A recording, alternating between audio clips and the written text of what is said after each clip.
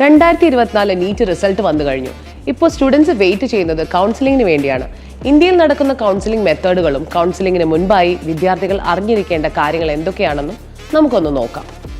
NEET counselling 2 methods ആയിട്ടാണ് നടക്കുന്നത്.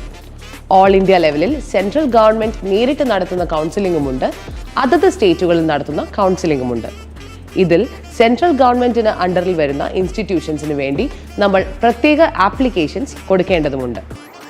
അതുകൂടാതെ അതത് സ്റ്റേറ്റുകൾക്ക് വേണ്ടിയും നമ്മൾ സെപ്പറേറ്റ് ആപ്ലിക്കേഷൻസ് കൊടുക്കേണ്ടതുണ്ട്. സെൻട്രൽ ഗവൺമെന്റിന് കീഴിൽ കൗൺസിലിംഗ് നടത്തുന്നത് MCC അഥവാ മെഡിക്കൽ കൗൺസിലിംഗ് കമ്മിറ്റിയാണ്. ഈ MCCയുടെ വെബ്സൈറ്റിലാണ് നമ്മൾ സെൻട്രൽ ഗവൺമെന്റിന്റെ അണ്ടറിൽ വരുന്ന സീറ്റുകൾക്ക് വേണ്ടിയുള്ള ആപ്ലിക്കേഷൻസ് കൊടുക്കേണ്ടത്. ഇനി നമുക്ക് MCCക്ക് കീഴിൽ വരുന്ന സീറ്റുകളും കോഴ്സുകളും എന്തൊക്കെയെന്ന് നോക്കാം. MBBSഉം BDSുമാണ് MCCക്ക് കീഴിൽ പ്രധാനമായും വരുന്ന കോഴ്സുകൾ. അതിൽ ഇന്ത്യയിലുള്ള എല്ലാ ഗവൺമെന്റ് മെഡിക്കൽ കോളേജുകളിലെയും 15% സീറ്റുകൾ ഓൾ ഇന്ത്യ കോട്ടയുടെ അണ്ടറിലാണ് വരുന്നത്. ഇവിടെയൊക്കെ അഡ്മിഷൻ കിട്ടാൻ MCCക്ക് സെപ്പറേറ്റ് ആപ്ലിക്കേഷൻ കൊടുക്കണം.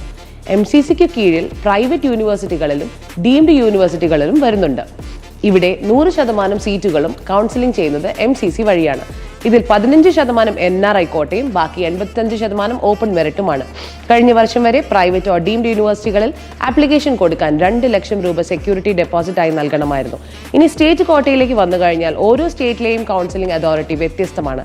കേരളത്തിന്റെ കാര്യത്തിൽ KEAM അഥവാ CEE കേരളയാണ് കൗൺസിലിംഗ് നടത്തുന്നത്. നീറ്റിന്റെ മാർക്ക് നമ്മൾ KEAMന്റെ പോർട്ടലിൽ എൻറ്റർ ചെയ്യുമ്പോൾ ലഭിക്കുന്ന കേരള റാങ്കിന്റെ അടിസ്ഥാനത്തിലാണ് കേരള കൗൺസിലിംഗ് നടത്തുന്നത്.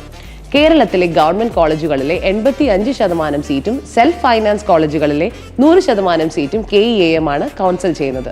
100% വരുന്ന സെൽഫ് ഫൈനാൻസ് സീറ്റുകളിൽ 15% NRI കോട്ടയാണ്.